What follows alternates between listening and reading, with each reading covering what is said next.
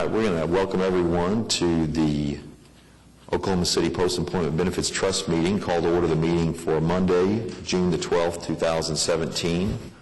First item that we have on the agenda is approval of the minutes from the May 8th, 2017 meeting. All in favor? Aye. Any opposed?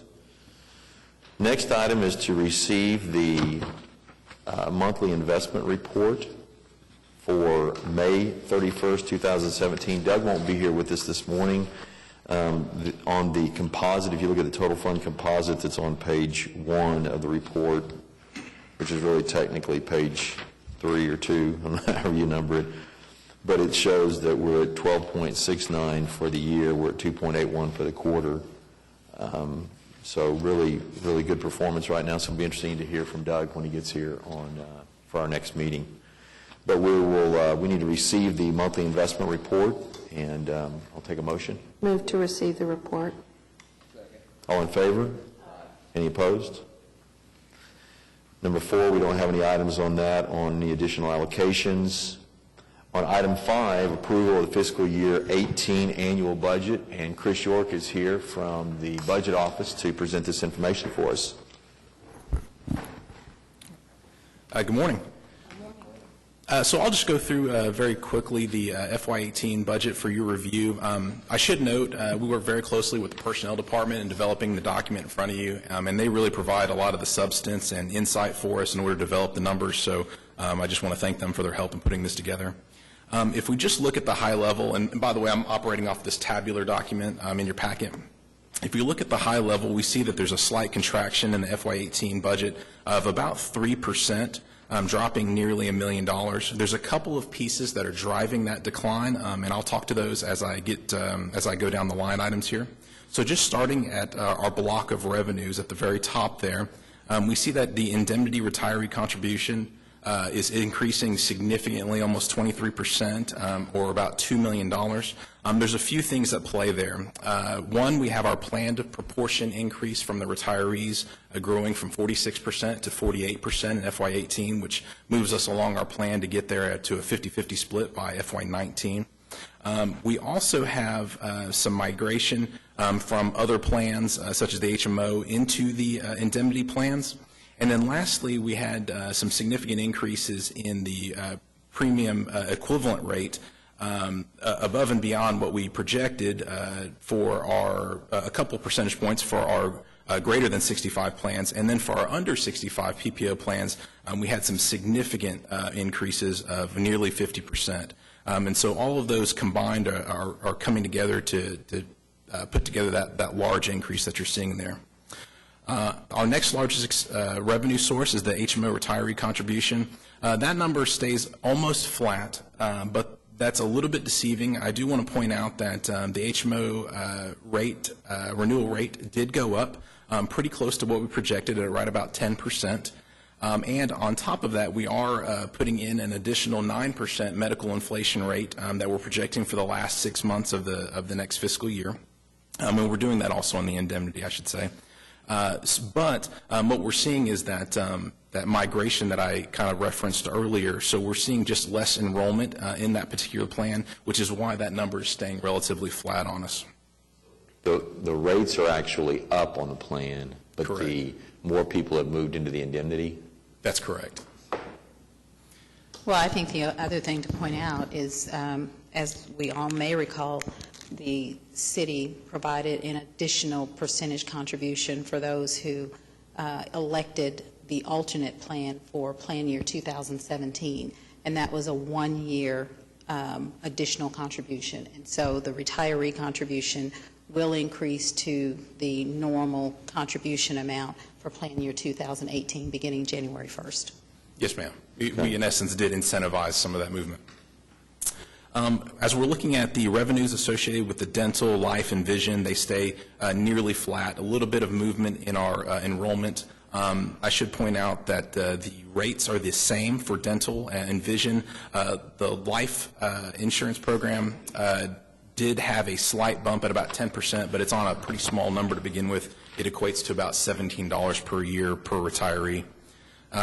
Getting down into our interest and dividend income, This is where it gets a little bit more difficult to explain, but you see a significant drop at almost 90% from FY17 to FY18. So we're down to $248,000, which is what we're projecting in the next year.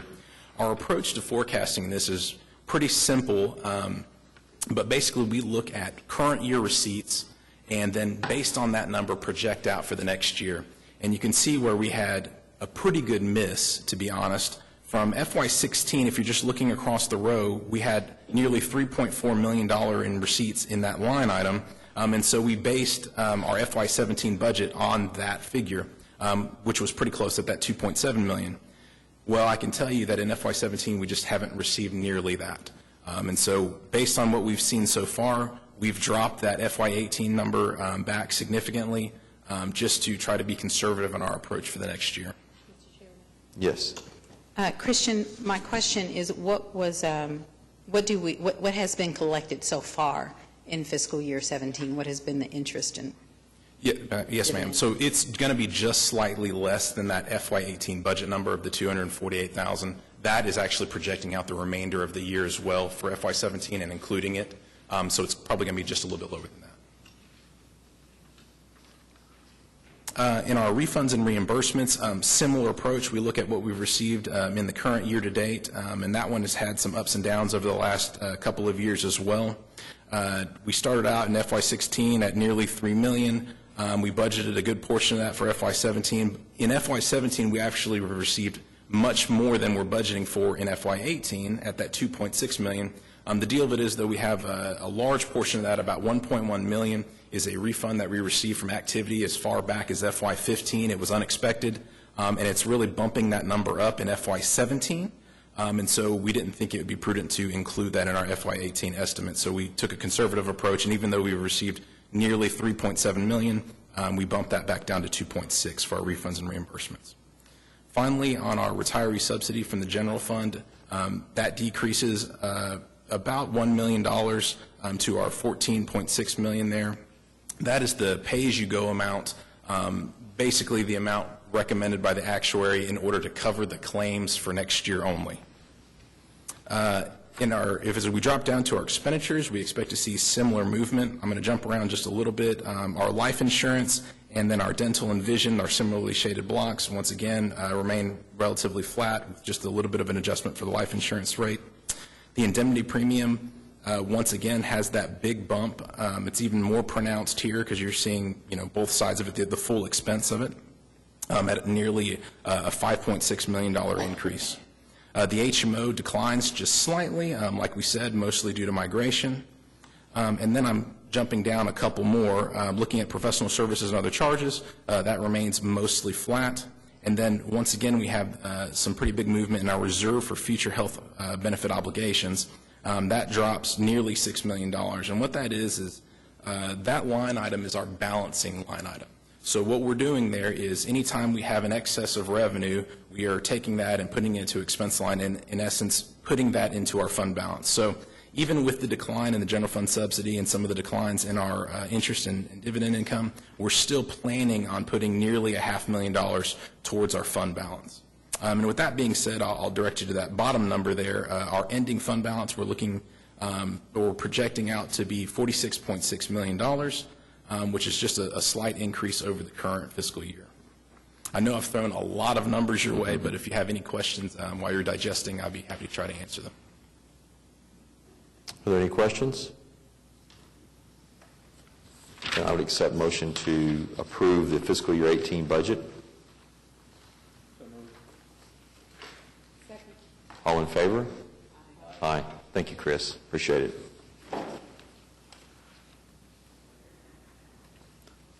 The next item on the agenda is the approval of the agreement with BOK Financial for custody services. It's retroactive to May 9, 2017, and it's under the same terms and conditions of the one approved in May of 16.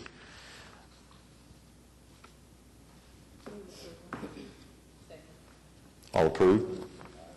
Any opposed?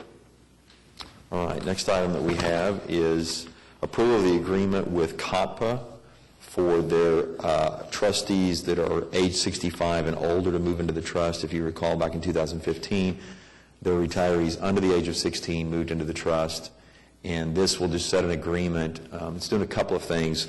It sets the agreement going forward that the retirees over the age of, or 65 and over will be included in the trust, but to allow for a transition period, we are setting this so that COP is going to continue to make their payments for their retirees 65 and over through December of 2017. Starting January of 18, that'll roll into the Opebt trust. The Opebt trust will take over processing of the payments.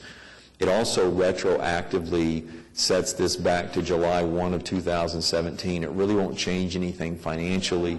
I'm sorry, July 1 of 2016. That it won't change anything financially, but it will show that all the payments that have been made by COPPA will be recognized. We'll do accounting transactions that will show that as OPEB obligations. This agreement allows us to have that where they were our paying agent, basically paying on our behalf for those retiree costs, and that will just help us with financial reporting so there's not confusion between the 2 years, and so it'll make it real clear for 2017 that they are part of the OPEB trust, and they'll get credit for being a part of the trust during that period. Are there any questions? Just from my curiosity, about how many CUP employees are there and how many retirees are we talking about? How big is the pool? I want to say their employees are somewhere around 200 total, but the number of retirees they have is very small that are actually on the plan. I think it's less than that even. Well, the ones that are coming on board through this agreement, those are the post-65 retirees. I think there are between 3 and 5. Yeah. Thank you.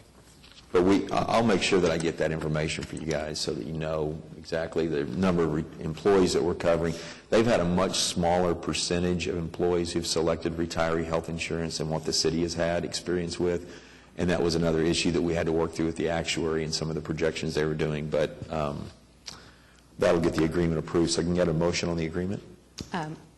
Mr. Chair, just one other point of clarification. I just wanted the other trustee to understand that the COTPA active employees and non-Medicare retirees have already been under this plan. This just adds the post-65 retirees. Move to approve. All in favor?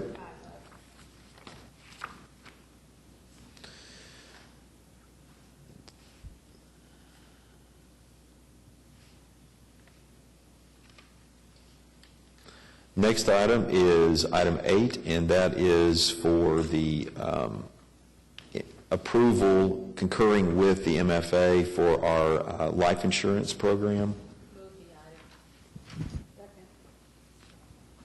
All in favor? Aye. Any opposed? Last item we have here is, well, I guess second to last item, but next item is ratifying the claims and payroll, or the claims listing. And there was one question that we had discussed briefly before, and you want to just restate your question, Ted? Yeah, on the final page, there's a listing of a payment to IRS Service Center of a little over $2,000, and I was just wondering how that accrued. Okay. Amy Lucas is an accounting manager in Accounting Services Division, and she had contacted her office and got a short answer on that it's related to federal health care requirements. And so you just want to give a real quick explanation on that? Okay, excuse my phone, but I pulled up an email so that I could tell you what PCORI stood for, because I wasn't even sure, and it's the Patient-Centered Outcomes Resource Institute tax that went into effect with the Obamacare, and it's a tax that's paid on each person that's in the plan for the full year. So we paid a tax on those that were in the plan through all of 2016, and it was due July 31st. So that's what it was. It was a little bit more than last year because the rate went up. It's something we pay on our regular health insurance program as well. Yes, because MFA pays the other part of it. Right. So, yeah. Any other questions? No, thank you. All right, thank you. You're welcome. Yep. That's a good question. The concern was perhaps that Yeah. our tax status had changed in some way. And we had issues with that previously, so that's a very good question to ask. Thank you. All right, can I get a motion on the claims? All in favor? Last item is any comments or issues that we have from trustees or staff. Hearing none, we are adjourned at 10:16.